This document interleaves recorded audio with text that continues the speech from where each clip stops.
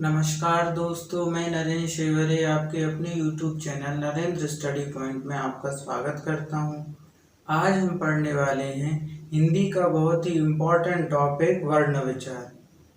आज हम वर्ण विचार के अंतर्गत स्वरों की डिस्कशन करेंगे। देखिए, अ, ई, उ, ए, ऐ, ओ, औ, आहा। ज़्यादातर यही पढ़ाया जाता है स्कूलों में और हमें भी यही याद रहता है। जब हम कंपटीशन में कदम रखते हैं तब हमको वास्तविकता का पता चलता है। देखिए, जो कोष्टकों में लिखे हुए हैं उनको स्वर नहीं माना जाता। इस कारण जो मूल स्वर हैं, जो स्वरों की संख्या है हिंदी में, वो 10 है।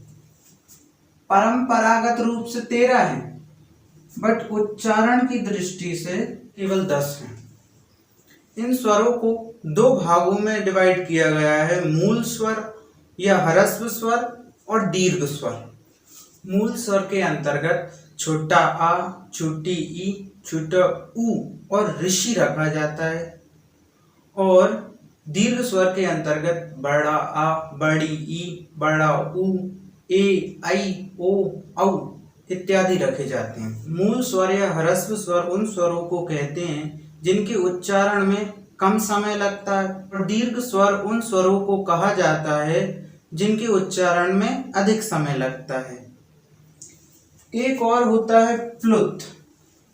नाटकों में इस टाइप से लिखा जाता है किसी को संबोधित करने के लिए। ये प्लुत के अंतर्गत आता है।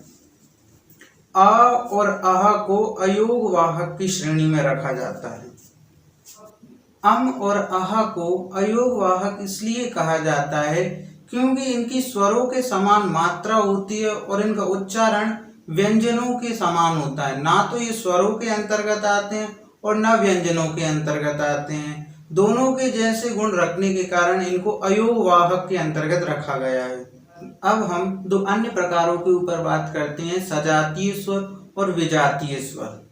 सजातीय स्वर क्या होते हैं? जो दिखने में एक समान दिखें, थोड़ा मात्रा का अंतर हो, और विजातीय स्वर भी कहलाते हैं जो पूर्ण रूप से भिन्न हो। सजातीय स्वरों में जैसे अ, बड़ा अ, ई, बड़ी ई, ऊ, बड़ा ऊ, जो देखने में एक समान दिखते हैं, और विजातीय या भिन्न स्वरों के अंतर्गत वे स्वर आते हैं जो उच्चारण में असमान होते हैं। देखिए, आ, ई, ऊ,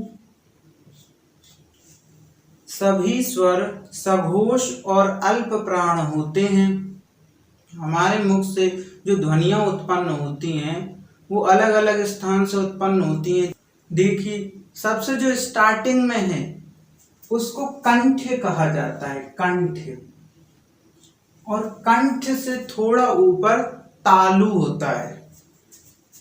वहां से निकलने वाली ध्वनियों को तालव्य कहा जाता है, और तालव्य से ऊपर मूर्धा होती है, जिससे निकलने वाले शब्दों को मूर्धन्य कहा जाता है। दांतों से निकलने वाली ध्वनि को दंत्य कहा जाता है,